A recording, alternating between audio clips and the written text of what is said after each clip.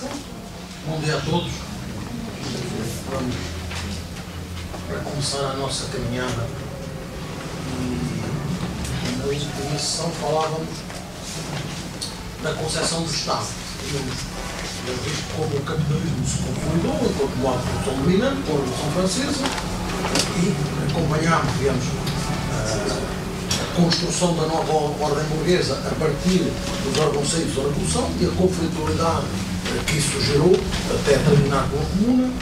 Vimos depois como é que os fisiocratas, fazendo esta leitura a partir destes filósofos e economistas, podíamos fazê-la, enfim, se essa fosse propriamente a minha especialidade, a partir dos filósofos do Google, mas enfim, fazendo a partir dos filósofos e economistas, como é que os fisiocratas concebiam o Estado a partir do seu conceito de ordem natural e da inclusão, digamos, do homem e das sociedades humanas nesta ordem natural, regida pelas mesmas leis, por leis do mesmo tipo, da mesma natureza das leis da física, e como é que então o Estado aparecia aos olhos dos fisiocratas. Começámos a falar de Adam Smith, que concebia a sociedade, já ouvimos, na sua estilização, constituída por duas classes cujos interesses não são de modo algum idênticos, escreveu o Adam Smith, pensando ele nas sociedades em que o trabalhador é uma pessoa e o proprietário do capital que o emprega é outra. Classes que têm poderes diferentes, porque os patrões, por serem proprietários do capital, e os operários, por possuírem apenas a sua força e habilidade de mãos, por não possuírem o capital suficiente, dizer, tanto para comprar as matérias-primas necessárias ao seu trabalho, como para se manter até ele se achar terminado, os patrões e os trabalhadores têm realmente poderes diferentes, estão um perante o outro, estas duas classes, uma perante a outra, em situação de desigualdade manifesta. E o Adam Smith acrescenta algo mais. Perante a desigualdade que se verificava em tempos da Revolução Industrial e que fundamentalmente começou a surgir aí, porque foi então que o capitalismo se mostrou como a civilização das desigualdades, o Adam Smith é muito claro nesta afirmação. Sempre que há muita propriedade, há grande desigualdade. Portanto, ele reconhece que foi quando a propriedade começou a atingir dimensão relevante que a desigualdade surgiu. Sempre que há muita propriedade, há grande desigualdade. Por cada homem rico haverá pelo menos 500 homens pobres. A propriedade dos poucos pressupõe a indigência de muitos, diz ele. E acrescenta ele que nas nações civilizadas e prósperas, um grande número de pessoas não exerce qualquer atividade e muitas delas consomem o produto 10 vezes, frequentemente 100 vezes mais trabalho do que aqueles que as exercem. Portanto, esta é a situação natural nestas sociedades, assim constituídas por estas duas classes de interesses conflituantes. Uma trabalha e não tem nada, a outra, apesar de não trabalhar, tem tudo. Esta é a desigualdade que resulta, digamos, da sociedade fundada na propriedade e na grande propriedade. Perante isto, o Adam Smith vê qualquer papel para o Estado. O Estado deve intervir para corrigir esta situação. A sua formação liberal impede de dizer que sim.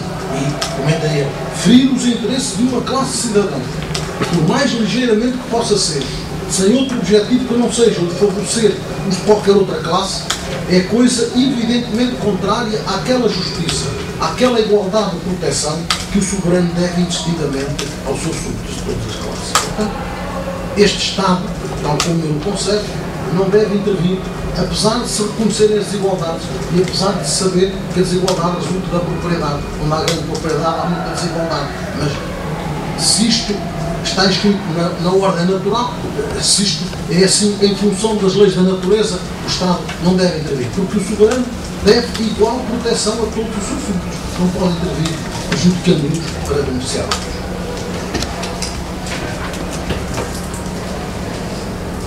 Já vimos também como, a partir de outro tipo de considerações, o Adam Smith constrói o seu conceito de Estado mínimo. É um Estado mínimo, um conceito que, a meu ver, não se pode transportar mecanicamente para os dias de hoje, porque ele definiu em função do Estado absolutista. O Estado, que já vimos, era constituído por gente improdutiva, gente que não produzia nada e que vivia à custa do trabalho de outra.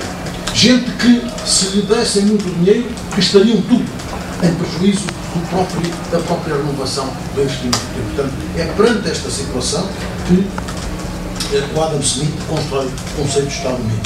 Quando se multiplicam essa gente e essas estruturas, diz ele, para além do necessário, podem no ano conseguir uma parcela tão elevada daquele produto, o produto do trabalho de outros homens, que a parte restante não basta para manter os trabalhadores produtivos necessários à reprodução do ano seguinte.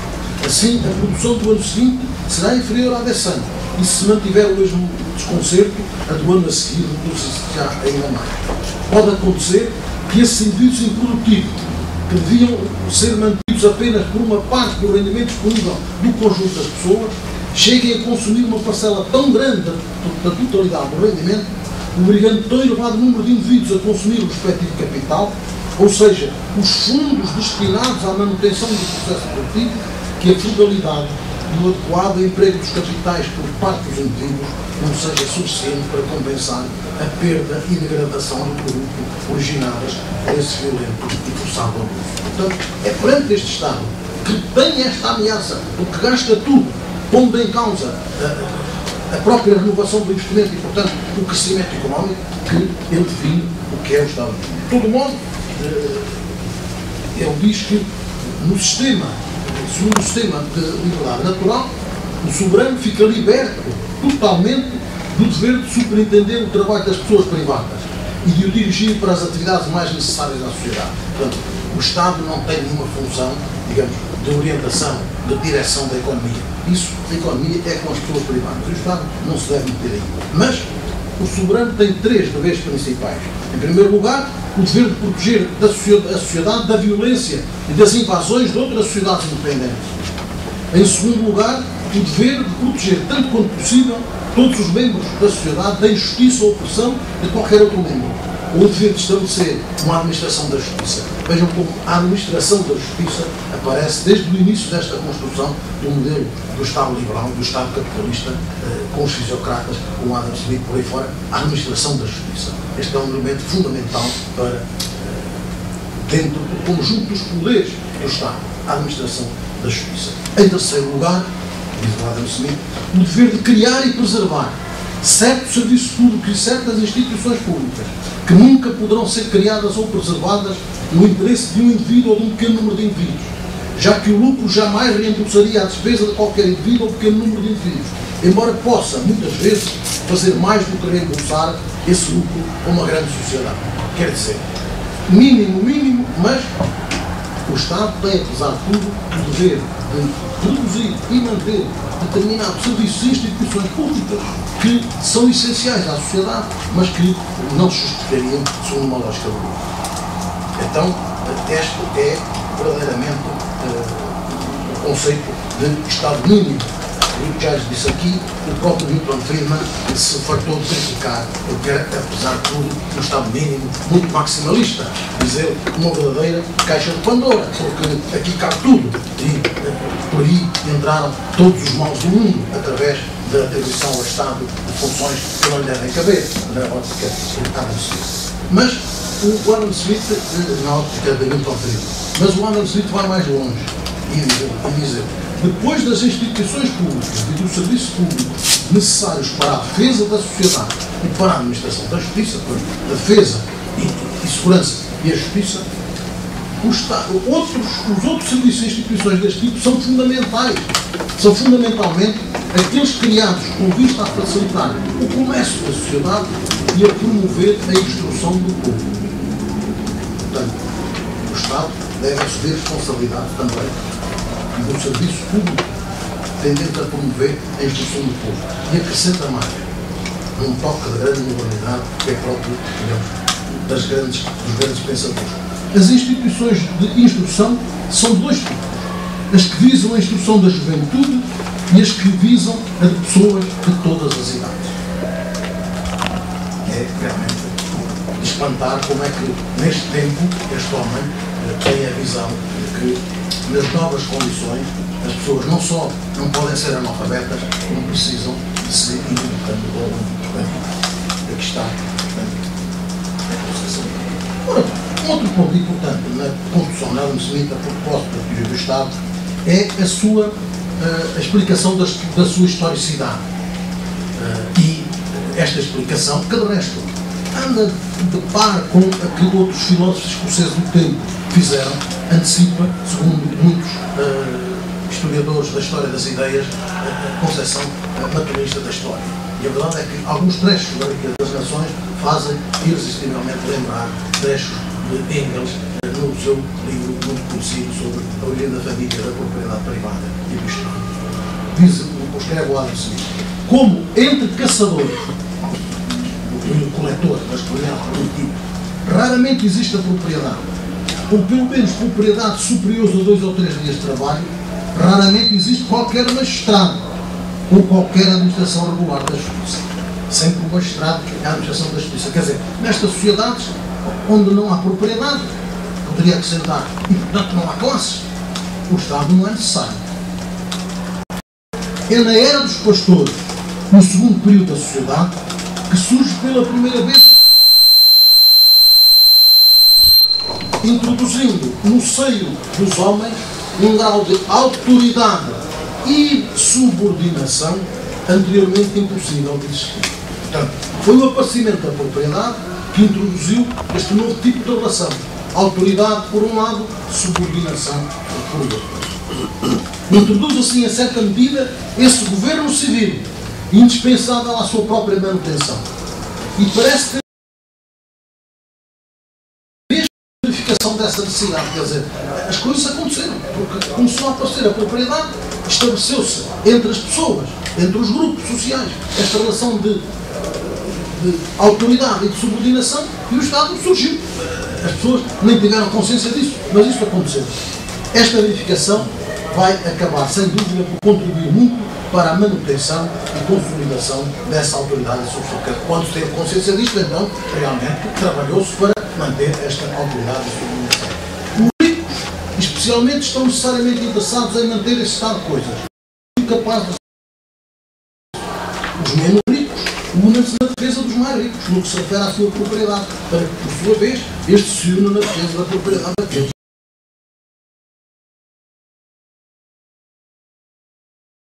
Depende da segurança dos pastores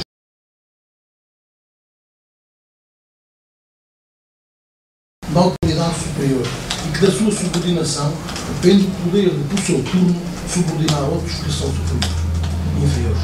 Constitui uma espécie de aristocracia que tem todo o interesse em defender a propriedade e apoiar a autoridade do seu pequeno soberano, a fim mesmo de poder defender a sua própria propriedade e apoiar a sua autoridade. Portanto, aqui está como, numa perspectiva da história, o Adam Smith, como o Engels e como o Marx, como toda a concepção materialista da história, diz: o Estado começou por não existir, quando não havia classes, quando não havia que distinguisse as classes, quando não era preciso, digamos, uma estrutura que mantivesse a autoridade de uns e a subordinação dos outros. Quando é que surgiu? Quando começou a surgir a propriedade, na era, portanto, dos pastores, quando ia praticar. É preciso que o Estado gira, digamos, o seu dinheiro, gira o seu património, gira as suas finanças, como uma boa dona de casa. É, no fundo, isto, era isto que se pensava em Keynes, e dizer, se é uma treta, se continuamos assim, o capitalismo vai ao fundo, bom, a verdade é que continuamos assim. Morto Keynes e enterrado devidamente, continuamos assim, cada vez a cortar. Bom, falaremos um pouco sobre isto mais à frente. A grande síntese desta concepção das finanças sãs deve-se a um financeiro francês, Gaston Gers. Il y a des dépenses publiques, il faut les couvrir. Pronto. Mas, a matéria de impostos, estamos vistos. Os impostos não têm nenhuma outra influência sobre a economia, não têm nenhum papel na economia. Cobram-se impostos porque existe o Estado e é preciso manter o aparelho do Estado.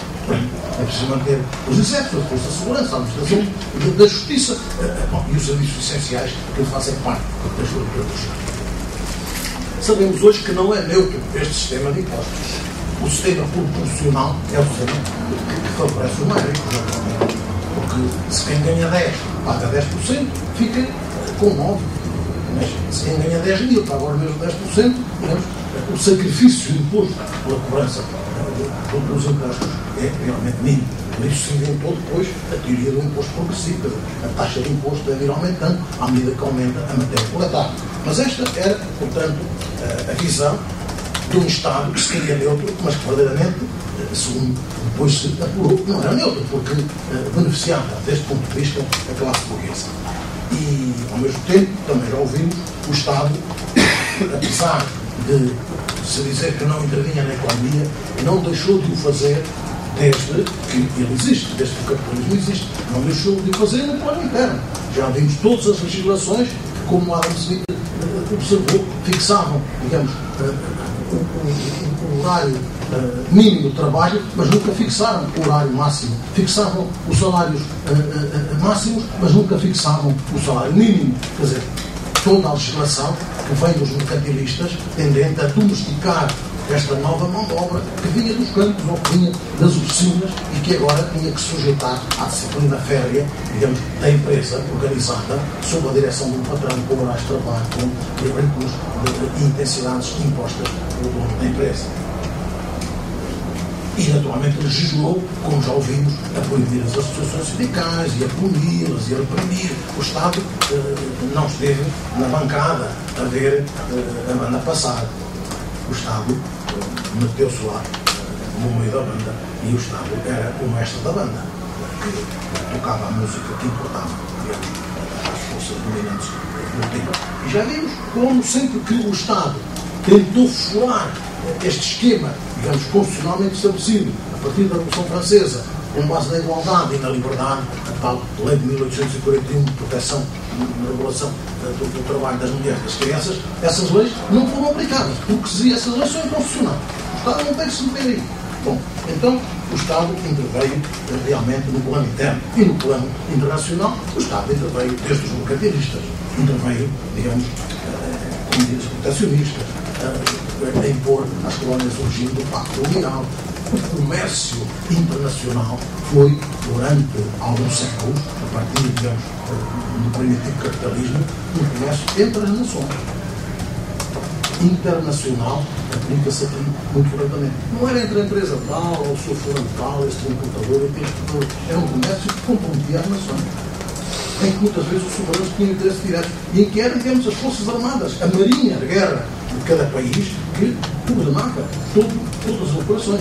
Era comércio entre as nações e, por isso, foi sempre um comércio de enfrentamento, de guerras, a própria pirataria. O pirata romano, onde o Jim Perna de Paulo, era a sua majestade britânica que ia lá.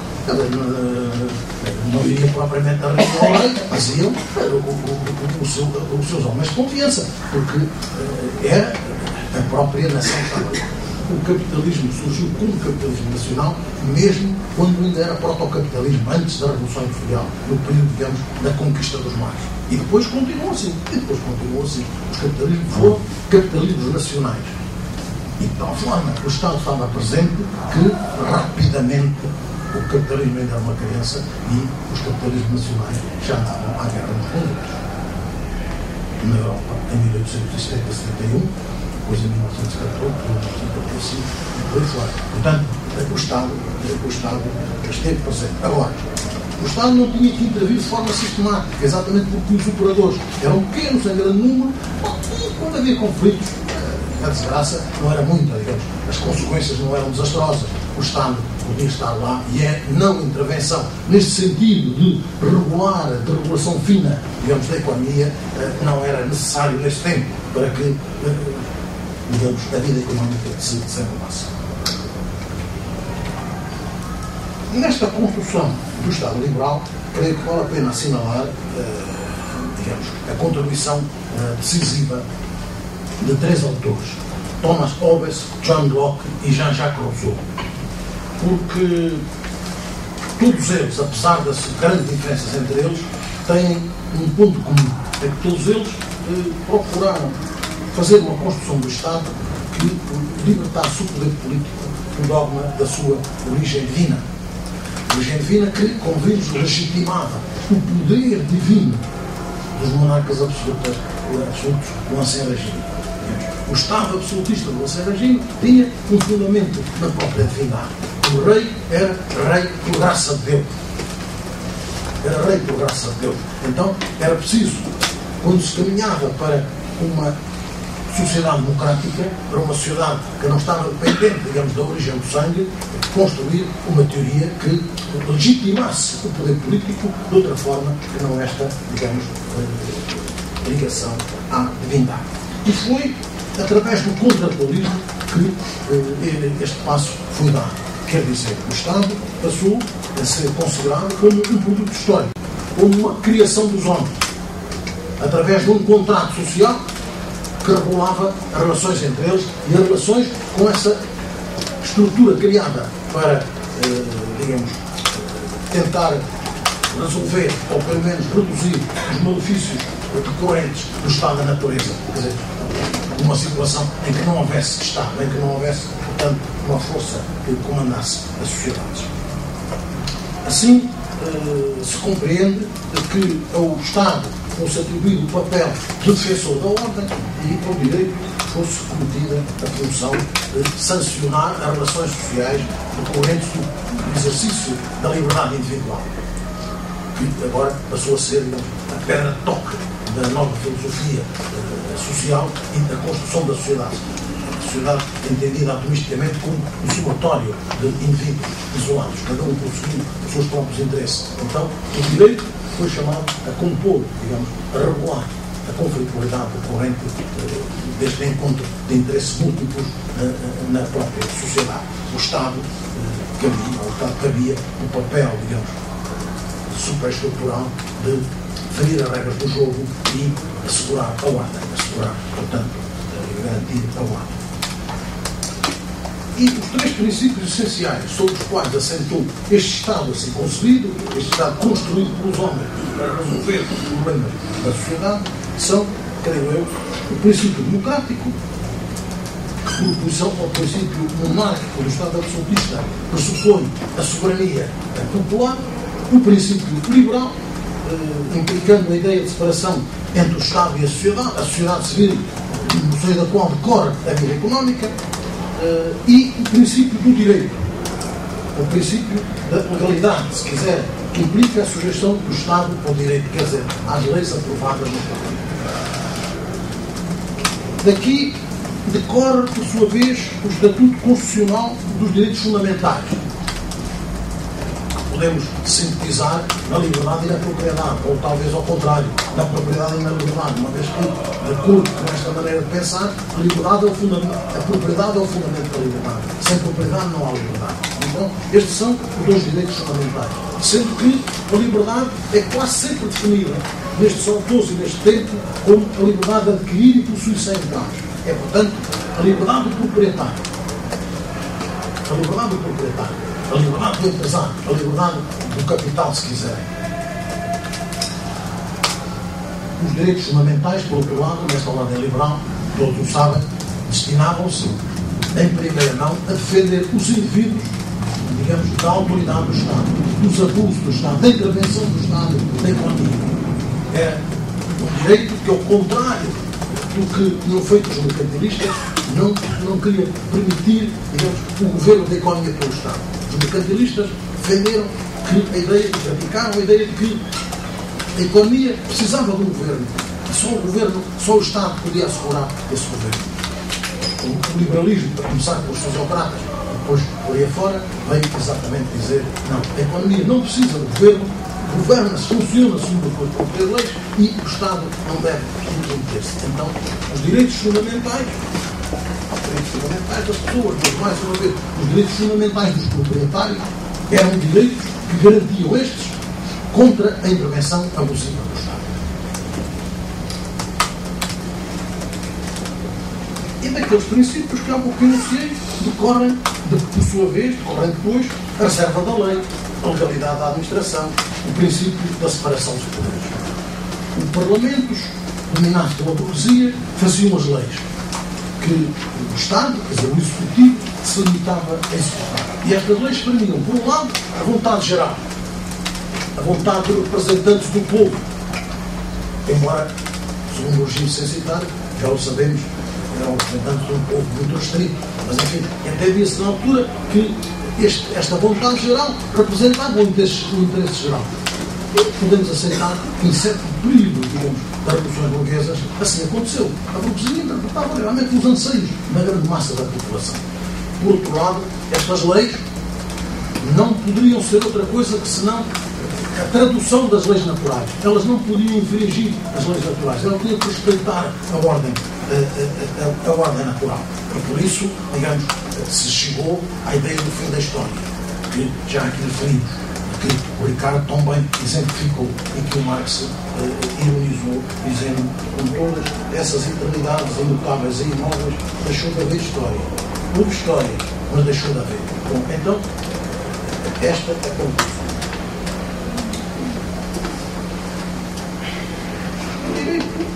Mesmo entendido assim, nesta sua configuração, sempre regulou a economia. Porque desde o início, o Estado e o direito definir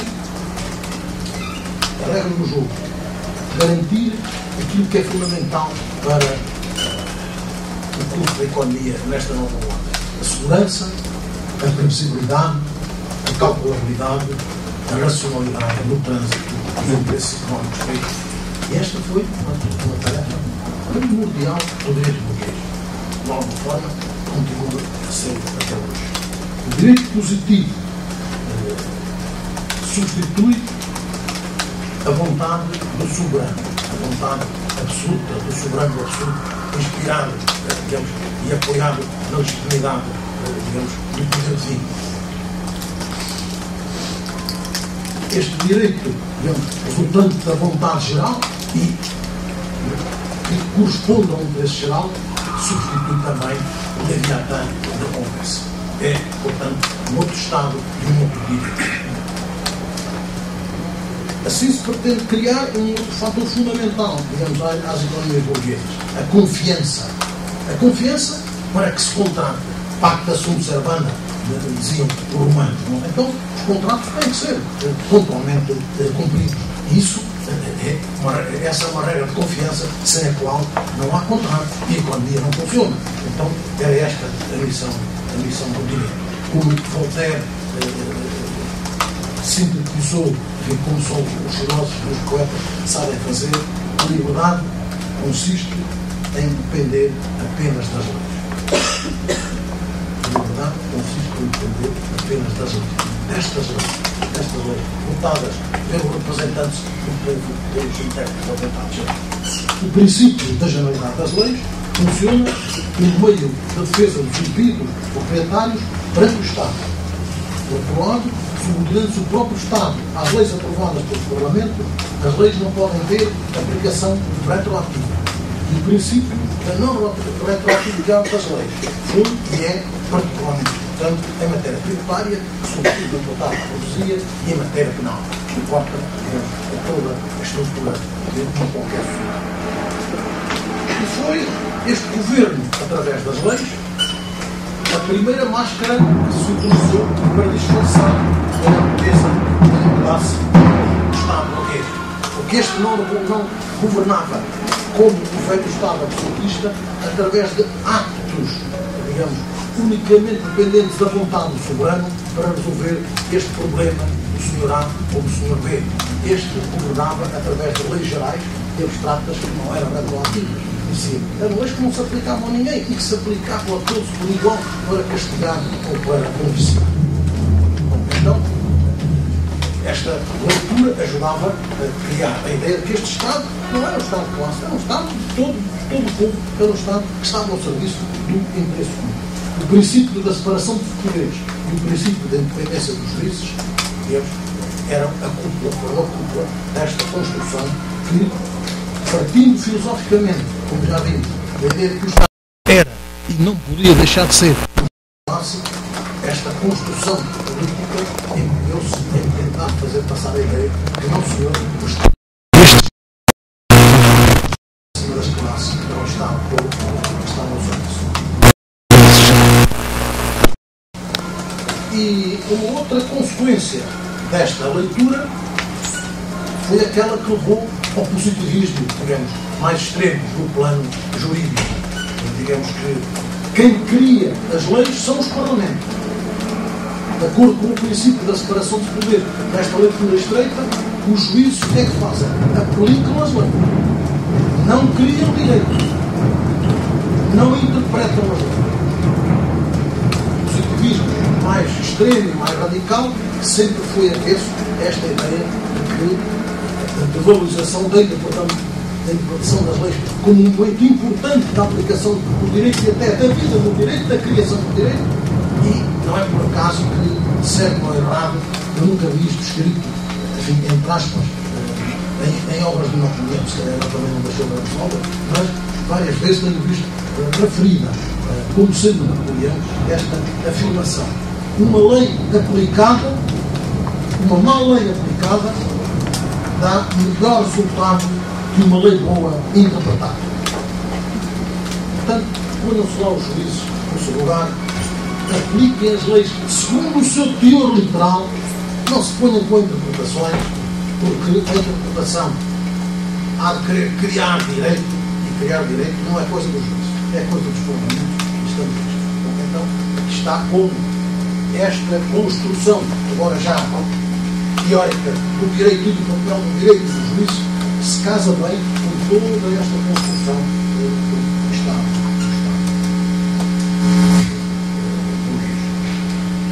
Já vimos que esta concepção serviu à burguesia para se opor ao Estado feudal, para, digamos, derrotar o Estado feudal, e serviu depois para, digamos, se opor às reivindicações, digamos, das massas populares e depois da nova classe operária das agriculturas novas, como se dizia, na conflitualidade que se seguiu às revoluções burguesas, nomeadamente à Revolução Francesa, até à consolidação definitiva da burguesia como senhor do poder económico e, digamos, senhor da cultura política, praticamente em termos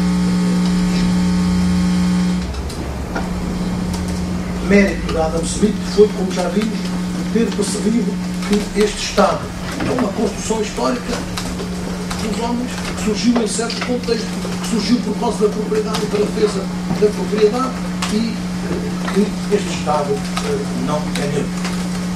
Este Estado é um Estado de classe. Diríamos que o Estado, neste sentido, sempre foi uma ditadura de classe. Do ponto de vista do escravo, creio que o Estado escravagista tem a mesma natureza, quer pensemos na democracia ateniense, quer pensemos na República Romana ou no Império Romano. Então, construções políticas, formas de vida política diferenciadas. Mas do ponto de vista do escravo, o Estado é o mesmo Estado. A mesma natureza é o Estado escravagista. Paralelamente, eu creio que o Estado burguês representa a mesma ditadura da burguesia neste sentido, quer se baseie no sufrágio universal, quer imponha o sufrágio censitário, quer se trate de monarquia, quer assuma a forma de república, quer se respeite as regras do jogo democrático, quer adote formas totalitárias mais ou menos violentas. O Estado liberal foi um Estado de classe, como foi o Estado fascista, o Estado social, o Estado regulador, o Estado garantidor, que agora se fala. E é neste sentido, creio que já aqui comentei isto, que os clássicos do marxismo falam da ditadura do proletariado. Quando a classe operária tomar o poder, tem que fazer o mesmo que todas as classes dominantes anteriores a ela fizeram. Tem que tomar o aparelho do Estado e tem que o dominar para impor os seus próprios interesses e, a partir dele, conformar a sociedade ao sabor desses interesses. Então, este novo Estado, o Estado dos trabalhadores, tem que ser uma ditadura dos trabalhadores, tem que ser a ditadura do proletariado. Como o Estado burguês é a ditadura da burguesia. Seja Estado democrático, seja Estado totalitário, como o Estado esclavagista foi o Estado esclavagista sob qualquer das formas que estas sociedades assumem. Ora bom, temos então instalado o capitalismo como modo dominante e temos instalado o Estado capitalista explicado mais ou menos, enfim, nas suas ideias gerais. E aquilo que eu proponho agora é que nós passemos a ver como é que, nestas condições, a ciência económica se desenvolveu. Já vimos que ela surgiu como ciência da burguesia e surgiu com o capitalismo. Bom, como é que ela se desenvolveu? Quais foram os principais passos? Vamos deixar, porque não temos tempo, do ponto de vista teórico, é menos relevante que os mercantilistas. Eles foram, apesar de tudo, uns autores do seu tempo, perceberam o seu tempo, não eram todos bons, mas, digamos, não são propriamente os teóricos. Eles produziram, digamos, relatórios, chamemos-lhe assim, para responder a questões práticas.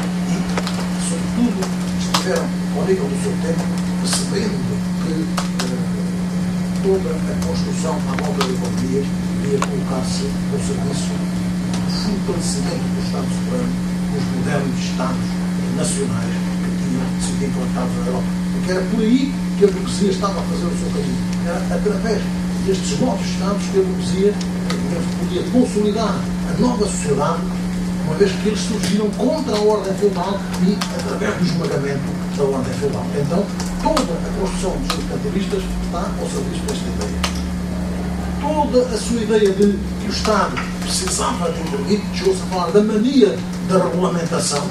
Bom, é que o Estado precisava mesmo de intervir, porque era preciso substituir os velhos regulamentos feudais por outras formas de regulamentos mais modernos. Era preciso destruir a feudalidade, mas era preciso impor outras regras. Com o aparecimento das manufaturas, foi preciso apoiar as manufaturas e foi preciso regular a vida, as relações industriais ao nível das manufaturas. E assentando ainda a economia muito nacional, no sentido em que há pouco se falava, é claro que, digamos, o regime do Pacto Colonial, os atos de navegação na Inglaterra, todas as políticas para assegurar o domínio dos mares e o controle dos territórios coloniais foi um papel do Estado, de todo o Estado. E isto os mercantilistas perceberam muito bem. Os tribunais depois vieram radicalizá-los, porque eles não percebiam que o comércio internacional não podia ser regulado como eles entendiam, porque vieram a falar do dilema mercantilista, só para deixar esta nota. A questão consistia do dilema mercantilista. Nesta ideia, os mercantilistas defendiam que, embora a riqueza não pudesse entender-se coincidente exatamente com o ouro ou a prata, muitos fazem esta leitura, até Marx, mas não parece que seja a leitura correta. Eles percebiam muito bem que a riqueza se produzia. Mas o ouro e a prata era fundamental para se fazer a guerra, para se criar, digamos, para se armazenar, digamos, reservas alimentares, para se comprar os instrumentos para fazer a guerra. Porque este era o tempo da guerra do dinheiro. E a guerra pelo dinheiro. Foi este o tempo da guerra. Bom, então, a ouro e a prata eram importantes para isso. Mas eles diziam que toda a política do Estado deve orientar-se no sentido de trazer para cada país a maior quantidade possível de ouro e prata. Até funcionava como era.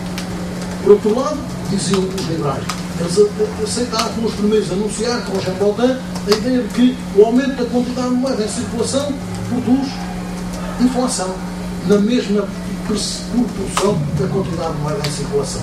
A teoria quantitativa da moeda, como um dos princípios de explicação da inflação, a inflação explica-se porque há quantidade de moeda a mais em circulação relativamente à quantidade de bens, dizem os liberais. Então, eles perceberam isto. Então, isto é um dilema, porque não adianta querer cada vez mais ouro e prata, porque se há muita quantidade de ouro, sendo ouro moeda, é claro que os preços vão subir.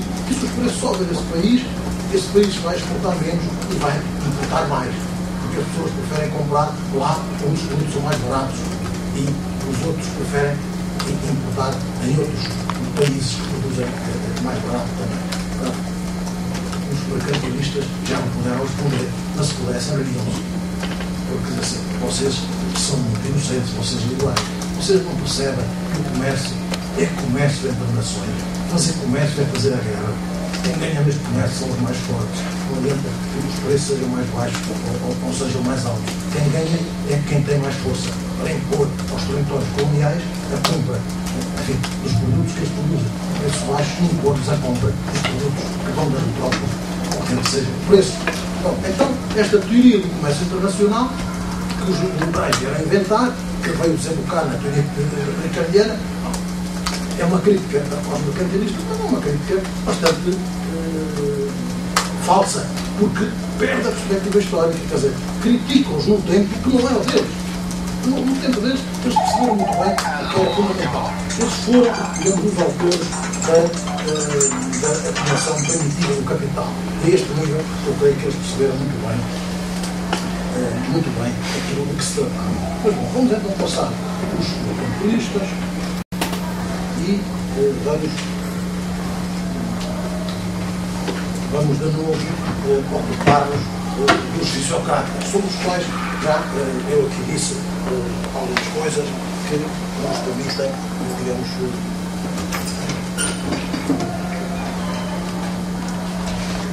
arquear caminho. Na França, no século XVIII, quando os fisiocratas escreveram, digamos que só nas províncias do norte se praticava uma agricultura desenvolvida, semelhante à agricultura capitalista que já se praticava na Inglaterra. Os fisiocratas falaram de grão de cultura, grandes propriedades, que já eram administradas por rendeiros, verdadeiramente empresários capitalistas, mas elas correspondiam apenas a um sexto na área cultivada. O resto da França era a feudalidade que dominava. E a grande aspiração dos fisiocratas foi de transformar a agricultura francesa de agricultura feudal, rotineira, atrasada, pouco produtiva, numa grande agricultura à semelhança da agricultura capitalista inglesa. Foram, portanto, gente preocupada com o desenvolvimento económico e com a transformação da sociedade. Uma ideia que anda, portanto, desde o início associada à ciência económica. É uma ciência apostada na transformação da sociedade. Trazendo cada autor ou cada escola um projeto de transformação da sociedade e um projeto de sociedade. É claro que, escrevendo eles, quando a feudalidade se aburguesava e a burguesia tomava as feudais, eles partilham, digamos, das dificuldades dos pioneiros e destes períodos de transição. Começaram por fazer a crítica dos mercantilistas, porque eles não perceberam as relações de comércio internacional, porque eles prejudicaram a agricultura em favor da indústria, em favor das manufaturas, porque eles não desenvolveram esquemas teóricos. Enfim, fizeram algumas críticas perfeitamente justas, as outras que só levam, digamos, uma falta de perspectiva histórica para compreender cada corrente e cada produto. E já vimos que o próprio Marx foi o primeiro dos grandes economistas a dizer que foram estes senhores, foi François Queneau e os seus seguidores, que verdadeiramente foram os criadores da ciência. Para esse efeito, já disse aqui, eles assentaram toda a sua construção na ideia de ordem natural, um conceito que se deve aos fisiocratas, sobre o qual assentaram, digamos, a construção do Estado, baseado na propriedade. A propriedade antecede o Estado, sem propriedade não há Estado, sem propriedade não há sociedade, e sem propriedade e sem cultura, quer dizer, sem o cultivo das terras. Daí que a agricultura tenha sido para eles, digamos, a base de toda a civilização. Sabemos que depois, para eles, nesta ordem natural, são as leis naturais, as leis físicas, que tudo comandam, de tal forma que as próprias leis morais são uma mera injunção, uma mera decorrência das leis físicas. Chez nous, pour nous, tout est physique, et le moral empirique, escreveu o François Queneau. Para nós, tudo é físico. O moral, o justo ou injusto, deriva do físico, deriva da natureza. Daí a ideia deles, que já aqui referi mais de uma vez, o justo é o que está na natureza, fora da natureza, só pode estar o injusto. Então, não venham falar de injustiças, não venham criticar as injustiças da natureza, porque elas só podem ser justas, porque estão na natureza. Ainda por cima, porque eles entendiam que a natureza era a própria divindade com as suas leis. Relações trocas que se desenvolvem essa atividade económica em que intervêm em pontual as classes sociais. E é este sistema que faz a ligação entre, digamos, a produção e o consumo e, portanto, a dinâmica dinâmica da própria vida.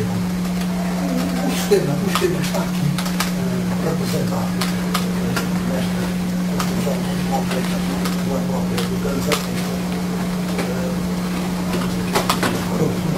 É uma representação que eu fui buscar a um japonês, Shigeto Tsuru, que parece a maneira mais linear, mais simples de ser o tabu.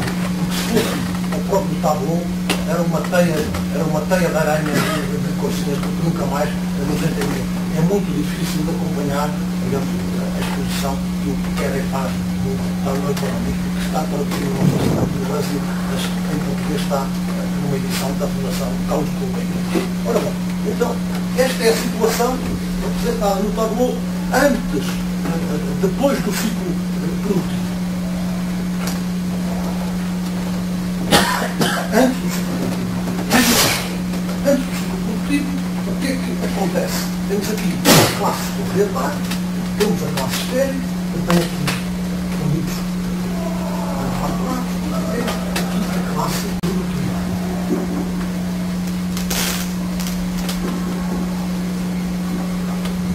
Chega-se ao fim do ciclo produtivo e o que é que acontece? Acontece que a classe produtiva, por hipótese, a lei admite que há 2.000 de moeda. A moeda aparece aqui, portanto, podia não aparecer, como já vemos, mas ela aparece. Mas aparece apenas como intermediário geral nas trocas. Ela não é reserva de valor, ela não tem nenhuma influência sobre a economia, sobre relações económicas, porque não há crédito, não há nada. A moeda é um instrumento técnico para facilitar as trocas, porque a troca direta já é muito complicada. Trocar sapatos por couros implica que haja quem tenha couros e precise de sapatos, e que quem tenha sapatos precise de couros. Isto ajuda-se que possa trocar as couros e os sapatos pela mesma relação, digamos, entre eles. Bom, se houver a moeda, quem tem sapatos vende sapatos com moeda e com moeda compra as couros e todos fazem desta maneira. Em economias já especializadas, a troca direta é muito difícil. Então, aparece a moeda e ela vai funcionar como simples intermediárias. E chegado ao fim do ciclo produtivo, na minha terra, o São Miguel, é a altura de se pagar a renda. Bom, e então, o que é que vão fazer as várias classes? A classe produtiva, que cultivou a terra, vai pagar a renda à classe proprietária, que recebe a renda. Porquê? Porque tem a propriedade da terra. E, por este efeito, eles vão utilizar as duas unidades de moeda para pagar a renda à classe proprietária. E o que é que faz a classe dos proprietários? Vai utilizar as duas unidades de moeda para fazer o quê? Para comprar 1000 unidades de produtos manufaturados à classe estéril e para comprar 1000 unidades de alimentos à classe dos trabalhadores produtivos. Estes, por sua vez, precisam de comprar produtos manufaturados para o produto fim. Que são os produtos manufaturados? São os tamancos, são o fatinho para ver a Deus e aos anjos nos dias da missa, são os arranjos para os animais, são a roda para o carro, porque aquela já está velha ou partiu. São aqueles produtos que são essenciais ao desenvolvimento da sua atividade produtiva, como agricultores. Portanto, uma das unidades de moeda, eles vão gastá-la para comprar produtos manufaturados. E agora estão com as unidades de moeda aqui, na classe estéril. Uma que recebeu da classe dos proprietários e outra que recebeu da classe produtiva, que, por sua vez, já tinha recebido de volta a classe dos proprietários. A classe dos proprietários já tem agora 1000 unidades de alimentos e 1000 unidades de produtos manufaturados. Recebeu renda e gastou-a toda. E por isso, a vida económica continua. A circulação do extremo, porque os 2000 são o extremo. Uma vez que, para se produzir 5.000, que é o valor que está aqui, 5.000 unidades, pode ser 5.000 reais, ou 5.000 euros, ou 5.000 dólares, ou 5.000 milhões, não interessa. Foi preciso suportar um custo. E esse custo traduziu-se em 1000 de alimentos, 1000 de produtos manufaturados e 1000 de matérias-primas, ou 1000 de sementes. com estes 3.000 e só se puserem estes 3.000 é que se pode iniciar o ciclo produtivo. Porquê? Porque há sementes para lançar à terra, aos produtos manufaturados que, enfim, entram na atividade produtiva ou fazem parte das exigências fundamentais dos agricultores e os mil de alimentos para eles se manterem, até que chegue o período das colheitas e eles renovem o seu estoque de alimentos. Então, o custo da produção são 3.000. O resultado da produção são 5.000. Vejam como, embora o excedente, verdadeiramente, segundo a expressão do Kennedy, se mexe em termos físicos, as tais medidas que multiplicam por cima do poder, tudo aqui representa também termos de valor. E há muitos autores que dizem, ele não se deu conta de que era preciso atingir o valor, mas inconscientemente ele percebeu que havia alguma coisa que ele não podia explicar com base no seu conceito coisificado de valor ou de riqueza. Era preciso introduzir outra leitura, outras formas de representação. Por modo, se os custos de produção são 3.000, o excedente de 2.000 foi o que foi pago da renda. Há classes proprietárias porque têm a propriedade da terra. Nenhuma outra razão. O Kennedy e o Talbot não reconhecem nenhuma propriedade ou capital adiantado pelos proprietários capaz de justificar a renda. Percebem? Porque são proprietários. E depois vão gastá-lo. Se não a gastassem, digamos, o circuito económico interrompia-se. O ciclo de produção interrompia-se. Ainda não se fala aqui, longe disso, das crises do capitalismo. Mas, no fundo, está aqui um princípio de explicação. Se tudo não é gasto, pode haver um hiato, pode haver uma ruptura no ciclo da produção. Bom, e então, a classe séria tem agora, digamos, os 2.000 de moeda. O que é que vai fazer com os 2.000 de moeda? Vai comprar à classe produtiva 1.000 de matérias-primas agrícolas para exercer a sua atividade e 1.000 de alimentos. E 1.000 de alimentos. O que é que acontece à moeda? Regressa à classe produtiva. Agora, depois das trocas, quem é que interveio nas trocas? As classes sociais. A classe produtiva, a classe dos proprietários, a classe estéril. É assim que o Talbot reproduz, digamos, o modo como funciona a economia. Não há indivíduos, não há empresas, são as próprias classes sociais. Uma leitura, portanto, de um macroeconómico ou macrosocial da vida económica. Depois das trocas, os 1.000 de moeda regressaram à classe produtiva e ficam aqui, como que guardados para quando se chegar outra vez ao fim do ciclo produtivo e se reiniciarem as trocas, a moeda intervém como intermediário geral nas trocas. Porque é claro que o excedente podia ser pago à classe proprietária em alimentos, ou 1.000 alimentos e 1.000 matérias-primas. E muitas vezes era assim que se fazia. Eu, que sou um pouco mais novo do que Kennedy, recordo na minha terra, a maior parte das pessoas que tinham terras de renda pagavam a renda salarial, pagavam a renda em centeio. E para isso tudo continuar a seara. Para ganharem a sua própria base de alimentação, que era o pão de centeio, e para poderem pagar rendas ao senhor das terras. Bom, mas aqui intervém a moeda, apenas para este efeito. Apenas para este efeito, para facilitar as trocas. E então, concluídas as trocas, elas regressaram à classe dos produtores, à classe produtiva, que fica como uma linha de reserva. Quando recomeçarmos as trocas, no fim do próximo ciclo de produção, a moeda volta a ser utilizada. Cada uma das outras classes, o que é que tem? 1.000 de alimentos, 1.000 de produtos manufaturados. 1.000 de alimentos para se manterem até que a produção acabe e 1.000 de matérias-primas para transformar em produtos, digamos, manufaturados. E a classe produtiva, o que é que tem? Tem 1.000 de alimentos, 1.000 de produtos manufaturados e 1.000 de matérias-primas, ou sementes. O essencial para, de novo, se retomar o processo produtivo. E o processo produtivo assim se retoma. É, portanto, um processo autorrenovável, este que está aqui. É um processo autorrenovável. Desde que não se ponham em causa as estruturas de reprodução da economia. Quer dizer, como diria o Adam Smith, desde que aqueles papões não papem tudo e não deixem, digamos, o necessário para, enfim, alimentar os trabalhadores produtivos, para se adiantar aos trabalhadores produtivos o quê?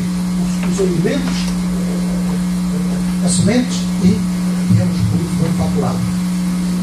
Aqui estou já eu a falar de adiantar, porque este é um conceito que os fisiocratas introduziram, os avanços, para traduzir o investimento. E a leitura que eles fazem é praticamente a leitura que eles fazem do que é o investimento. É riqueza acumulada que é adiantada ao processo produtivo. Riqueza acumulada que é adiantada ao processo produtivo. Sem este adiantamento, os camponeses, os agricultores não podiam produzir. Se a classe, os proprietários, tivesse recebido o excedente e ele tivesse guardado lá por uma qualquer malvadez ou avareza incurável, tudo parava. Tudo parava, porque não estavam preparadas as condições para o início do processo produtivo. Então, eles falam dos avanços e distinguem várias formas de investimento. Não vamos aqui, digamos, especificar, mas são os avanços de propriétaire foncier, portanto, o avanço dos adiantamentos que os proprietários, a quem Deus confiou as terras, devem fazer para que elas se mantenham produtivas, que são as obras infraestruturais, os canais, as obras de irrigação, de drenagem, etc. São os avanços a nível, estes adiantamentos, os investimentos que têm que se fazer ano a ano na própria produção, e são os avanços primitivos, aqueles que são feitos pelos rendeiros capitalistas, digamos, na substituição das carroças, dos celeiros, digamos, de bens intermédios em geral. Aqui está, portanto, como este tableau económico representa o modelo de circulação, adianta, aplica as noções de trabalho produtivo, de excedente económico, de reprodução do capital e clarifica a noção de capital como riqueza previamente acumulada que é adiantada para que o processo produtivo se possa desenvolver. A importância, portanto, da acumulação e a importância do investimento.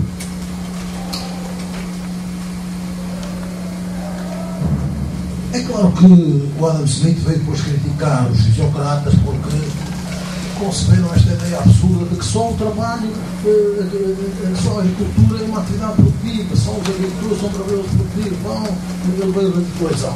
O que o Schumpeter escreveu é que o Adam Smith não percebeu bem os fisiocratas na sua profundidade. É claro que eles não perceberam o núcleo industrial, é claro que eles não perceberam aquilo que o Adam Smith veio perceber, mas eles lançaram sementes teóricas e os conceitos teóricos fundamentais para se pôr de pé em todo o edifício de uma nova disciplina científica. E esse é mérito deles.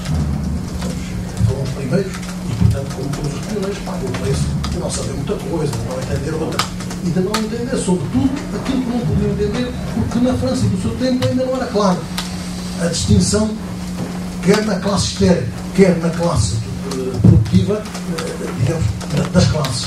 Bom, a manufatura estava a dar os dois passos. Ainda não era clara a distinção entre o proprietário, o empresário industrial e os trabalhadores assalariados. A estrutura artesanal ainda mantinha muito do seu peso e aí a estratificação social verdadeiramente não existia, porque os aprendizes não eram aprendizes toda a vida, como os servos. Os aprendizes estavam destinados a ser mestres. A capilaridade social estava perfeitamente assegurada. E, ao nível da classe produtiva, da classe dos agricultores, é claro que o rendeiro capitalista era ainda uma aves rara. Não era um bicho que se encontrasse por aí e que toda a gente identificasse. Não era fácil para eles a perceber-se disso. Daí esta amálgama. Mas tudo o resto está muito bem explicado por eles. E eles foram realmente os pioneiros da análise, como há pouco dizia, do input-output, da ideia do económico geral, da atividade económica como processo autorrenovável, da leitura até da economia em grandezas agregadas, antecipando aquilo que o Keynes veio antecipar, o consumo, o investimento, etc. Alguns autores apontam para aí e, sobretudo, eles deixaram muito clara a ideia de que sem acumulação não há investimento, sem investimento não há criação de riqueza.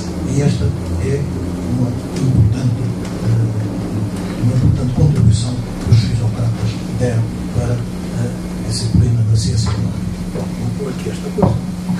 Vamos agora avançar. Sobre este tempo, deixava aqui um apontamento sobre a chamada escola clássica inglesa, os seus principais autores, o John Stuart Mill, etc., e as suas principais contribuições.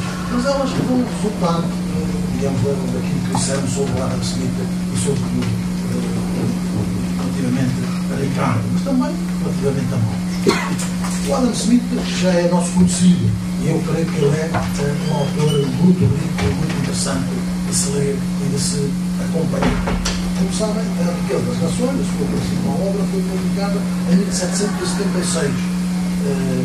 E por volta desta altura costumam os autores também apontar o início da Revolução Industrial, porque foi na década de 70 do século XVIII que começaram a utilizar-se as primeiras máquinas de vapor, James Watt, na Petticeia, no Crompton e outras máquinas, outros inventos que estiveram na base da Revolução Industrial inglesa. Daí que alguns autores digam, o Adam Smith não deu conta de nada disso, não se apercebeu de nada, estava distraído, não é verdadeiramente um autor da Revolução Industrial Inglesa. Bom, e eu digo, talvez ele não tenha referido muito estes inventos, não referiu isso, mas temos em conta. Um exemplo famoso da produção de alfinetes, para mostrar o que foi a produtividade resultante da introdução das máquinas e depois chamaríamos a produção em série. E dizer, eu pude observar que se uma só pessoa produzir alfinetes, ele produz 5 alfinetes por dia, não sei agora a cabeça quem diz, mas numa fábrica que eu visitei onde se produzem alfinetes, fracionando o processo produtivo, em média, cada trabalhador dessa fábrica produz 100 alfinetes, vamos admitir. Em vez de produzir cada um 5, produz cada um 100. Porquê? Porque um faz uma operação, o outro faz outra, outro faz outra. Quer dizer, ele dá-se conta daquilo que é verdadeiramente a grande novidade da Revolução Industrial, que é a divisão do trabalho. Claro que ela já estava nas manufaturas, mas agora a divisão do trabalho foi potenciada pelas máquinas.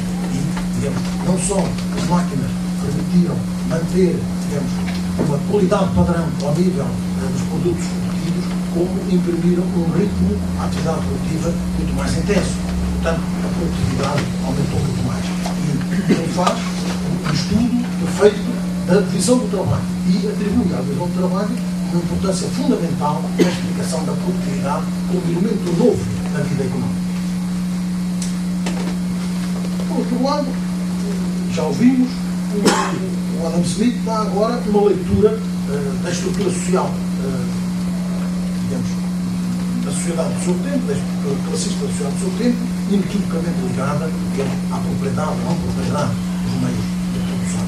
Deixamos de lado, por exemplo, aquilo franja de produtores independentes, aqueles produtores que trabalham para si próprios e a quem pertence todo o produto do seu trabalho, porque esses são uma pequena minoria, mas ele próprio identificou esta categoria. O resto da sociedade é constituída pelos proprietários fundiários, pelos capitalistas ou patrões e pelos trabalhadores assalariados. Portanto, já numa classificação moderna, que entra nos nossos dias, e que ele identifica a sua relação com os meios de produção. De tal forma, já ouvimos que ele chega a textualizar esta estrutura social à semelhança do que faria Marx em O Capital. De um lado, o empregador, que é proprietário do capital e por isso pode contratar indivíduos industriosos na esperança de, vendendo o trabalho por eles produzido, o que eles acrescentaram, o valor das matérias-primas, ele ter um lucro que permite pagar o salário, portanto, ainda ficar com o lucro, e, por outro lado, os indivíduos industriosos que não têm nada de seu, a não ser a sua força e a habilidade, não, e que não têm a propriedade do capital, quer dizer, não podem dispor daquilo que é preciso para iniciar o processo produtivo. Não podem adiantar os seus próprios alimentos, nem as matérias-primas que vão incidir a sua atividade produtiva. Por isso, precisam de um patrão, precisam de alguém que lhes adiante, que faça esse investimento. Isto está, claro, agora na riqueza das ações e no trabalho da ação. Mas resulta, sobretudo, da divisão do trabalho, como há pouco disse. O trabalho não é agora, portanto, um trabalho concreto, um trabalho dos agricultores, que exercem sobre a terra é o trabalho abstrato. Noção, diz ele, que embora possa tornar-se suficientemente inteligível, não é de modo algum tão natural e óbvio. Quer dizer, eu tinha a noção de que estava a entrar, digamos, na teorização, na abstração, numa linguagem abstrata, que estava a partir da realidade para a formação de conceitos. Esta noção de trabalho abstrato não existe. Trabalho abstrato não existe. Não há ninguém que desenvolva trabalho abstrato. É um trabalho enquanto tal, é um trabalho, digamos, como o trabalho em geral. É o trabalho de todos os trabalhadores. É um trabalho que é produtivo na medida em que acrescenta valor, o valor da matéria-prima sobre que se exerce. E, especificamente, na medida em que esse valor fica incorporado na matéria, de tal forma que fica como cair armazenado e pode ser vendida em momento natural. Quando chegar o momento de ser vendido o produto do trabalho dos trabalhadores produtivos, aqui está, portanto, a sua noção de trabalho produtivo. E esta ideia de incorporação na matéria é que leva a tirar do trabalho produtivo, digamos, certas atividades, exatamente superando a sua corpo, do músico, do marido, do advogado, do médico, da marinha, do exército, que não fazem nada em tempo de paz, em tempo de guerra. Bom, toda essa gente são trabalhadores importantes. Podem ser trabalhadores úteis, como os criados que povoam as cortes e as casas senhoriais, dizer esse dinheiro gasto dos criados é consumo, não é consumo produtivo. Enquanto que o dinheiro gasto a alimentar os trabalhadores da agricultura, da indústria, é também consumo, mas é consumo produtivo. É necessário que esse consumo de bens alimentares é necessário para que a atividade produtiva se desenvolva. O trabalho dos criados, este pode ser um culto, pode não ser malandros do mundo, mas não criam riqueza, não acrescentam valor ao valor da matéria-prima sobre que trabalham. E, portanto, são muitos trabalhadores improdutivos. Daí, claro, que tenha dito, empobrece aquele que contrata uma multidão de criados e enriquece aquele que contrata trabalhadores produtivos. Porque estes acrescentam valor ao valor da matéria-prima, enquanto os criados é por aquilo.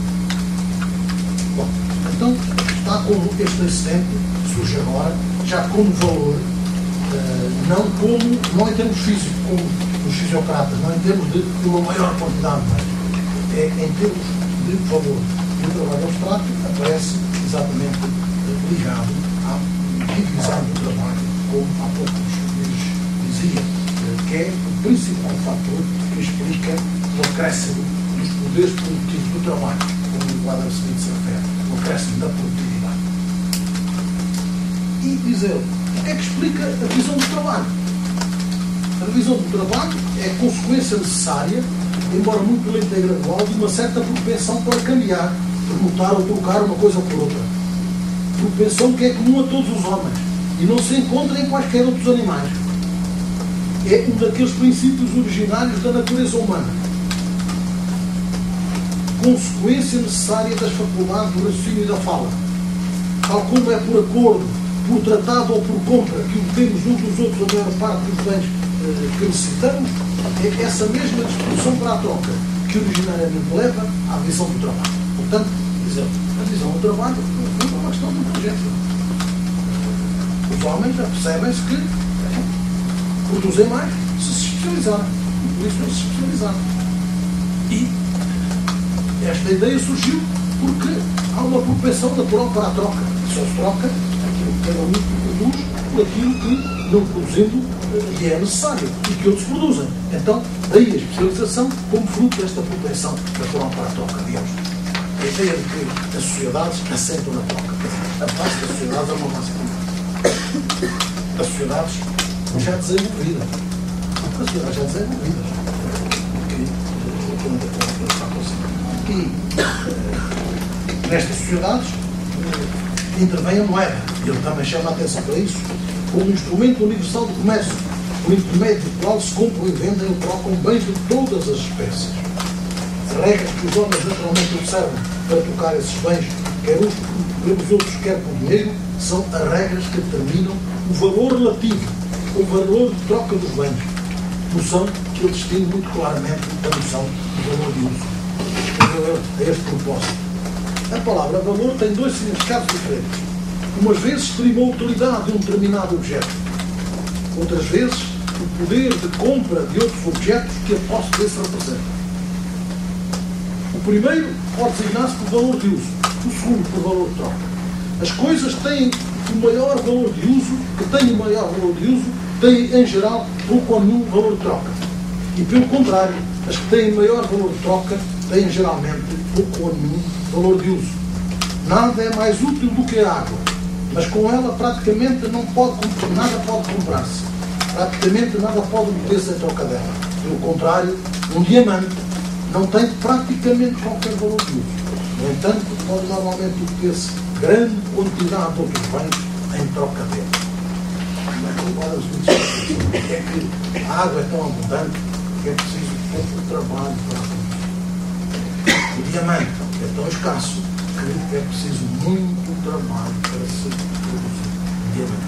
E como o valor dos bens se mede pela quantidade de trabalho necessária para produzir cada um deles, então, daí como digo, o diamante não tem um valor de uso, tem um valor de troca muito elevado relativamente ao valor de troca da água, porque esta exige para a sua produção praticamente um trabalho. Não existe aí. A gente tem só para ver nos tempos que nós assim, em que se tem que ver a água como eu. E dá para ir. Água corrente não mata a gente. Vem da vida esta água e a ribeirinha, o meu pai dizia, pode-se ver, água corrente não mata a gente. Mas como eu sou quase do tempo do Adam Smith, ainda posso contar estas histórias. Ora bom, então aqui temos a introdução à teoria do valor do trabalho. E o trabalho surgiu como padrão de medida do valor. O trabalho enquanto trabalho abstrato, que está presente em todas as formas de atividade produtiva e que representa para cada trabalhador, do Adam Smith, uma certa parcela de bem-estar, liberdade e felicidade. Quer dizer, o trabalho incorporado em cada bem representa uma parcela de bem-estar, liberdade e felicidade. Porquê? Porque ele permite obter bens que poupam este trabalho e que possibilitam esta felicidade e esta liberdade. Se o homem consumisse e utilizasse apenas os bens produzidos, estava o problema resolvido. Qual era o valor dos bens? Era correspondente ao esforço do nosso próprio corpo. O verdadeiro preço de todas as coisas, aquilo que elas na realidade custam ao homem que deseja adquiri-las, é o esforço e fadiga que é necessário despender para as obter. Portanto, se todos fôssemos trabalhadores independentes, se cada um de nós produzisse tudo aquilo que precisa, o valor dos bens, nós sabíamos bem qual é. É o trabalhinho que nos custa produzir. Mas a verdade é que não é assim. Nesta sociedade moderna, em que há especialização, cada pessoa produz apenas uma pequeníssima parte dos bens que consome. As pessoas têm, portanto, que entrar em relações de troca. E aqui é preciso ver, então, o que é que se passa. Porque aquilo que compramos com dinheiro em troca de outros bens é adquirido pelo trabalho. Exatamente como aquilo que obtemos à custa do esforço do nosso próprio corpo. Aquele dinheiro ou aqueles bens poupam-nos, na verdade, esse esforço. Contém o valor de uma certa quantidade de trabalho que nós trocamos por algo que, no momento, se supõe conter o valor de idêntica quantidade. As trocas concebidas como trocas de equivalentes. Tanto, portanto, o trabalho foi, por isso, o primeiro preço, a moeda originária com que se pagaram todas as coisas. Não foi com ouro ou com prata, mas com trabalho, que toda a riqueza do mundo foi originariamente adquirida. E o seu valor, para aqueles que a possuem e desejam trocá-la por novos produtos, é exatamente igual à quantidade de trabalho que ela lhes permite comprar ou dominar. Comanda, na palavra inglesa. É daí que se fala da teoria do labor command. Quer dizer, no fundo, o valor de troca de um qualquer bem corresponde à quantidade de trabalho que nos permite adquirir. À quantidade de trabalho incorporado no outro bem e com troca com aquele que nós podemos obter.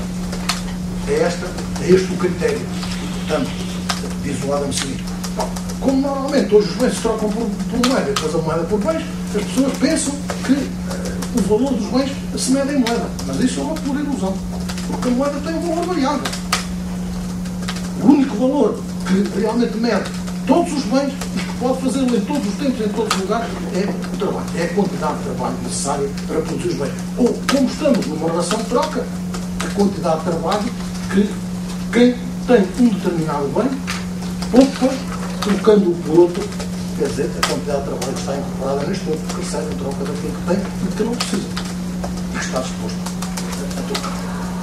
Aqui está, portanto, como esta leitura permite introduzir um novo conceito, uma nova leitura, que já não é a da riqueza e a da origem da riqueza dos fisiocratas, mas que é, digamos, uma leitura que coloca o homem no centro das coisas, o trabalho e os homens enquanto produtores, eles na base de toda a riqueza. Em síntese, nas sociedades baseadas na troca, o valor de qualquer mercadoria mede-se pela quantidade de trabalho que ela permite comprar ou dominar. De lá ao comando constitui a única, a verdadeira medida do valor de todos os bens, diz o Adam Smith. A moeda é apenas um intermediário geral nas trocas e ela tem valor variável, pelo que o trabalho é a única medida universal e também a única medida justa do valor, ou seja, o único padrão em relação ao qual se pode definir o valor de todos os bens em todos os tempos e em todos os locais. O trabalho como padrão de medida de valor. E qual é a origem do valor? Este é o segundo problema a que Adam Smith responde, e dizer, no rude estado da sociedade, antes da acumulação do capital e da apropriação da terra, é muito fácil saber. Porque, se por exemplo, num país de caçadores, custa habitualmente o dobro do trabalho matar um castor que matar um veado, um castor valerá autocar-se-á naturalmente por 2 veados. É natural que aquilo que constitui normalmente o produto de 2 dias ou 2 horas de trabalho vale o dobro do que é habitualmente produzido num dia ou numa hora de trabalho. Aqui está o conceito de trabalho necessário, que é um outro conceito que o Marx aproveitou. O trabalho necessário é o trabalho pago, quer dizer, é o trabalho necessário para que o trabalhador produza, se reproduza a si próprio e, portanto, se alimente e possa constituir a base da sua produção, alimente a sua própria família. E o trabalho necessário é, portanto, aqui a quantidade de trabalho necessária para produzir qualquer bem. Por exemplo, terá esta categoria um pouco mais refinada em Ricardo e depois em Marx. Mas, portanto, neste estado da sociedade, tudo é claro. O labor commande é o padrão de medida do valor de troca de qualquer mercadoria. Mas o trabalho necessário é que regula a quantidade concreta de trabalho que uma qualquer mercadoria permite adquirir. Porque o trabalho que nós podemos adquirir é o trabalho necessário para produzir aquela mercadoria. O trabalho necessário é que está na origem do valor, é que originou este valor. Na sociedade capitalista, quando começou a verificar-se a acumulação do capital e a apropriação da terra, as expressões são de Adam Smith, quando começou a haver riqueza acumulada, como ele refere num outro trecho famoso. Então, nestas condições, o trabalho parece como uma mercadoria urgente de relações de troca, de compra e venda, como qualquer outra. Como ele diz nesse tal trecho, logo começa a existir riqueza acumulada nas mãos de determinadas pessoas, algumas delas utilizá-la-ão naturalmente para assalariarem indivíduos industriosos a quem fornecerão matérias-primas e a subsistência. Vejam o que está ali. A fim de obterem um lucro com a venda do seu trabalho, ou com aquilo que esse trabalho acrescenta ao valor das matérias-primas. Portanto, nestas condições, agora, como nesta nova sociedade, a estrutura é esta. E neste estado de coisas, o produto total do trabalho, diz o Adam Smith, deixa de pertencer sempre ao trabalhador. O trabalhador só recebe agora uma parte do produto do seu trabalho. A quem pertence a outra. Aquele indivíduo que tem a riqueza acumulada o contratou como indivíduo misterioso exatamente porque sabe que desse contrato vai resultar o direito dele se apropriar do valor que o trabalhador produtivo acrescentou ao valor das matérias-primas.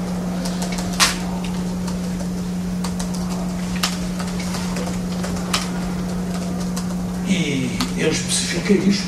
Logo que toda a terra de um país se torna propriedade privada, os seus proprietários, que gostam de colher o que nunca semearam, exigem uma renda, mesmo pelas suas produções naturais. A madeira da floresta, a erva do pavo e todos os frutos naturais da terra, que quando era comum, antes de ser cercado, quando era comum, custavam ao trabalhador somente o incómodo de os colher, passam, mesmo para ele, a ter um preço adicional. Ele que os colhe, ele que os produz, ele que os colhe, tem que pagar um preço. Porque, como agora a terra é privada, os donos da terra exigem, não, vai lá colher os frutinhos que a natureza criou, tens que pagar. Paga-me uma renda. Passa a ter que pagar a autorização de colhê-los e terá de entregar ao proprietário uma parte daquilo que o seu trabalho colheu ou produziu. Portanto, aqui está como ele introduz a chamada teoria dedutiva, a ideia de que a renda é a primeira dedução ao produto do trabalho. Assim que a terra se torna propriedade privada, o proprietário passa a exigir uma parte de quase todos os produtos que o trabalhador nela pode criar ou colher. A renda tornou-se a primeira dedução do produto do trabalho que se emprega na terra. E dizer, é raro acontecer que a pessoa que cultiva a terra tenha como manter-se até fazer as colheitas. É geralmente um patrão, um rendeiro que o emprega, que do seu capital lhe adianta o sustento e que não teria qualquer interesse em empregá-lo se não coubesse uma parcela do produto do trabalho. Ou seja, se o respectivo capital não lhe fosse substituído com o lucro, é a segunda função do trabalho. O patrão, como participa do produto do trabalho, ou do valor que ele acrescenta às matérias-primas sobre o qual se aplica. E nesta esta é uma leitura que se aproxima muitíssimo do Marx. Aqui está a raiz da teoria da mais-valia. Esta mercadoria, o trabalho dos indivíduos industriosos, acrescenta valor ao valor das matérias-primas. E a quem vai pretender ser, digamos, esse valor acrescentado relativamente ao que é necessário para produzir essa mercadoria, que é a força de trabalho. Vai pertencer a quem contratou os indivíduos industriosos, vai pertencer ao empregador capitalista. Aqui está como a renda e o lucro são deduções ao produto do trabalho. O trabalho tem valor, o trabalho produtivo, mas uma parte dele vai pertencer a outra proposição. O trabalho produtivo vem o conceito do trabalho improdutivo, como já referimos. E daí a ideia que eu há pouco lhes dizia: um homem enriquece empregando grande número de operários e empobrece se mantiver uma multidão de criados. O trabalho do operário acrescenta geralmente ao valor das matérias-primas a que se aplica o valor da sua própria manutenção e o lucro do patrão. O valor da sua própria manutenção é o trabalho necessário. Ele desenvolveu o seu trabalho, uma parte é trabalho necessário para assegurar a sua própria manutenção. E isso vai ser pago através do salário. O resto, o sobrevalor, a mais-valia, o mais-valor, vai caber no patrão. Aqui está, portanto, uma concepção que é uma concepção nova, baseada na teoria do valor. E é nesta mesma teoria e de acordo com esta mesma concepção acerca da estrutura de classe da sociedade e da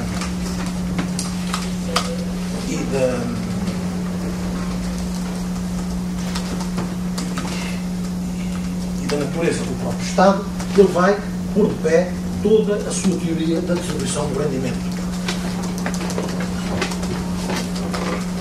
É uma teoria, a meu ver, riquíssima, porque vai permitir entrar numa especificação de problemática que revela uma grande finura de análise. Diz ele que esta teoria da distribuição do rendimento, que é uma das suas grandes preocupações, é estudar a ordem segundo a qual o produto do trabalho, porque os trabalhadores produtivos são aqueles que alimentam, vestem, calçam toda a sociedade, é naturalmente distribuído entre as diferentes classes de cidadão. É naturalmente distribuído entre as diferentes classes de cidadão. Vejam, não são aqui pessoas, em são as classes. Esta é a matriz essencial da sociedade tal como é. O trabalho anual de uma nação, escreveu, é o fundo de que provém originariamente todos os bens necessários da vida e ao conforto que a nação anualmente consome, que consiste em sempre, ou em produtos imediatos desse trabalho, ou em bens adquiridos às outras nações em troca deles. Portanto, aqui está o papel dos trabalhadores. Eles é que produzem. Diz ele que o produto total criado pelos trabalhadores produtivos divide-se naturalmente em três partes: a renda da terra, os salários do trabalho e os lucros do capital. Rendimentos que constituem, digamos, os rendimentos de três diferentes classes de pessoas: os que vivem da renda, os que vivem dos salários e os que vivem do lucro. Portanto, vejam a estilização que ele faz para caracterizar cada uma destas classes, que são, dizer, as classes originárias. Todas as outras formas de rendimentos, como o juro, são rendimentos derivados. Os juros são uma parte do jogo. O Marx diria o mesmo. Como é que ele explica a teoria do salário? Com base em três fatores. Uma teoria, apesar de tudo, mais rica do que a do Ricardo. O Ricardo tinha uma preocupação teórica, queria chegar a um certo resultado e, digamos, não fez com considerações à margem. Fez o seu percurso teórico. Mas o Adam Smith quis aprender, foi estudar as coisas e relatou aquilo que viu e a reflexão que fez sobre o que viu. Então, dizer, os fatores fundamentais que condicionam a formação do salário são fatores sociais, económicos e políticos, é o estado da economia e são fatores demográficos. E os fatores sociais, económicos e políticos, dizer, têm que ver com os fatores que levaram à situação inicial, que levaram da situação inicial, que precede tanto a apropriação da terra como a acumulação do capital. Uma vez que só nesta situação o trabalho pertence na sua totalidade ao trabalhador, uma vez que este não tem proprietário nem patrão com quem partilhar. Portanto, isto é na comunidade primitiva, que já aqui bom, como é que se passou para esta outra situação? Já ouvimos que o Adam Smith explicou através da tal teoria da previous accumulation, que equivale ao bocado original na economia, e disse o Marx. O que é que foi assim? Bom, porque segundo a teologia da reforma, uns são trabalhadores, são poupados e são inteligentes, e os outros são preguiçosos, são partidários e não são inteligentes. Bom, esta é a explicação do Adam Smith, já fizemos aqui a sua análise e a sua crítica. Mas dizer que quer na agricultura, quer na indústria, há, portanto, deduções ao produto do trabalho. O salário não representa, portanto, todo o valor criado pelos trabalhadores produtivos. Toda a parte se entende pelo salário do trabalho, aquilo que eles são habitualmente. Isto é, quando o trabalhador é uma pessoa e o proprietário do capital que o emprega é outra. E nestas condições, o salário resulta de um contrato de trabalho. E também já vimos o que o Adam Smith diz do contrato de trabalho. Pois, mas não é um contrato como os outros, porque as duas partes não estão iguais, não têm igual poder, uma está em condições de impor à outra os seus próprios termos, porque a outra não pode viver sem trabalhar, e por isso, mesmo quando luta para melhorar as condições, tem que o fazer sob a pressão, tem que ser rápido, e por isso recorre à violência, e depois perde razão, e o que é que acontece? Os chefes do movimento acabam por ser presos, e muitas vezes não resulta nada. Então, percebe muito bem esta estrutura que já referimos, digamos, da desigualdade de condições. Estes são os fatores sociais e políticos. Quer dizer, um Estado que não é neutro, que com essas diferenças, bom, são os fatores sociais e políticos que condicionam a formação de pessoas. Quer dizer, os salários acabam de resultar de um contrato, mas esse contrato não é um contrato igual, porque as duas partes não são iguais. Uma pode muito mais facilmente e quase sempre consegue impor à outra os seus próprios termos. Bom, então, estes são fatores de leitura complexa. Depois, o estado da economia, dizer, podemos estar numa economia progressiva, num progressive state, ou numa economia estacionária. A verdade é que num país estacionário, com uma economia estacionária, onde a procura de mão de obra é constante, dificilmente poderá haver escassez de braços. ou poderão os patrões ver-se obrigados a licitar uns contra os outros para os obter. Nestas condições, os salários tenderão a ser baixos. Quer dizer, numa economia que está a progredir, a escassez de passos provocará a concorrência entre os patrões, que licitarão uns contra os outros a fim de conseguirem trabalhadores, quebrando assim voluntariamente o acordo natural entre eles existentes para não subir o salário. Que está como o estado da economia. E ele salienta exatamente no estado estacionário, os trabalhadores tenderão, neste caso, a multiplicar-se mais que o emprego. Haverá uma constante escassez de emprego e os trabalhadores serão obrigados a licitar uns contra os outros para o obter. Se no tal país os salários do trabalho tivessem alguma vez sido superiores ou suficiente para manter o trabalhador e para lhe permitir criar uma família, a concorrência entre os trabalhadores e o interesse dos patrões em breve reduziriam à taxa mais baixa compatível com o mínimo de humanidade. Quer dizer, aqui é um fator demográfico. Se os trabalhadores ganhassem bem, viveria melhor, a população aumentaria, a concorrência entre os trabalhadores e os interesses dos patrões que querem sempre pagar o mínimo, acabariam por baixar os salários até ao mínimo de subsistência, até ao mínimo compatível, dizer, nível compatível com o mínimo de humanidade. Mas é curioso que o Adam Smith tenha visto também estas coisas. Não é o volume da riqueza nacional, num certo momento, mas o seu contínuo acréscimo que dá ocasião à subida do salário do trabalho. Conseguinte, não é nos países mais ricos, mas nos mais florescentes, ou naqueles cuja riqueza cresce mais rapidamente, que os salários do trabalho são mais elevados. Quer dizer, o que importa é manter sempre taxas de crescimento renovadas e, digamos, progressivas, porque só nestas condições é que o salário do trabalho poderá aumentar. Finalmente, o progressive state, digamos, a tal ideia que o Ricardo estilizou e tomou de Marx muito mais à letra do que o fez o Adam Smith, para dizer, bom, se os salários tendem a essa altura, fixam-se a altura um nível superior ao nível de subsistência, pois as pessoas casam mais cedo, têm mais filhos, moram menos gente, porque se vive melhor, aumenta a população, aumenta a oferta de mão de obra, mantendo-se a procura, o preço baixa, o salário baixa. Mas não podem baixar, como o Adam Smith diz. Bom, por mais que eles baixem, a partir de certa altura, eles não podem baixar mais. Porquê? Porque se atinge o limite do mínimo de subsistência. Porque nesta altura, digamos, os trabalhadores, digamos, casam mais tarde, têm menos filhos, moram mais gente, por miséria, por fome, etc. Baixa a população, baixa a oferta de mão de obra e os salários começam de novo a recuperar. Bom, só em último lugar é que o Adam Smith vem com estes fatores demográficos, com esta lei natural. O resto, como veem, são fatores que resultam da própria sociedade, da dinâmica da própria sociedade. É, a meu ver, uma leitura muito mais curiosa do que é que resulta do Ricardo. Depois pergunta-se, e só para concluir, se viria algum mal ao mundo se os salários dos trabalhadores aumentassem, fossem superiores ao que normalmente são, e dizer que a recompensa real do trabalho, a quantidade real de bens necessários à vida e ao conforto que ela pode proporcionar ao trabalhador, aumentaram no curso deste século, talvez ainda em maior proporção que o seu preço monetário. E pergunta ele, devemos considerar esta melhoria das condições de vida das classes mais baixas do povo como uma vantagem ou inconveniente da sociedade? Ele diz a resposta, absolutamente óbvia. Os criados, os trabalhadores agrícolas e os operários de diferentes tipos, constituindo hoje a maioria em qualquer grande sociedade política. E o que melhora as condições de vida da maior parte nunca pode ser considerado como especial ao todo.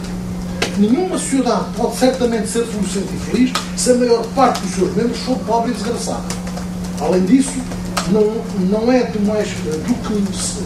mais do que simples equidade que aqueles que alimentam, vestem e proporcionam habitação a todo o conjunto de pessoas desfrutem de uma parcela do produto do seu próprio trabalho, que lhes baste para que andem os próprios sofrivelmente bem alimentados, vestidos e abrigados. Portanto, como vê, ao contrário da ideia dominante no século XVIII, de que era preciso manter os trabalhadores pobres para que se mantivessem industriosos, porque a preguiça natural das classes trabalhadoras, que o Adam Smith também refere, como vê, há aqui alguma contradição. Se os trabalhadores são naturalmente preguiçosos, bom, então, se calhar, tem a razão aqueles que pensam, não, tem que ganhar pouco, porque senão eles não querem trabalhar. E ele próprio enuncia esse argumento. Não, há quem diga que acontece assim. Não venha com isso. Quer dizer, isso pode acontecer com alguns, mas com a grande maioria não acontece, com certeza. Pelo contrário, as pessoas sentem-se felizes por ganhar bem, são mais estimulados. E vejam como ele diz. Tem-se afirmado que nos anos fartos os trabalhadores tendem geralmente mais para a ociosidade e nos anos de carestia se revelam mais industriosos que habitualmente. Um pouco mais de abundância do que lhes é habitual pode tornar ociosos alguns trabalhadores, é facto, não pode proceder. Mas que esse efeito atinja a maioria, ou que os homens em geral trabalhem melhor quando estão mal alimentados e quando comem o suficiente, quando estão desanimados e quando estão de boa disposição, quando estão doentes com frequência e quando estão habitualmente de boa saúde, não parece muito provável. Observa-se que os anos de fome são, em geral, para a raia miúda, anos de doença e morte, que não podem deixar de diminuir o produto do seu trabalho.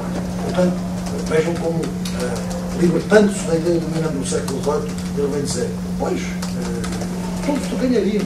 E era uma questão de justiça até, era uma questão de equidade, que aqueles que tudo produzem pudessem ao parte daquilo que eles próprios produzem. Bom, o problema são as tais leis naturais, que não permitem isso. Mas ficaremos por aqui, uma vez que já passei o meu tempo, e na próxima semana concluiremos então as considerações do lado seguinte, fizemos um pouco de referência à sua teoria e passaremos depois. Na próxima semana não.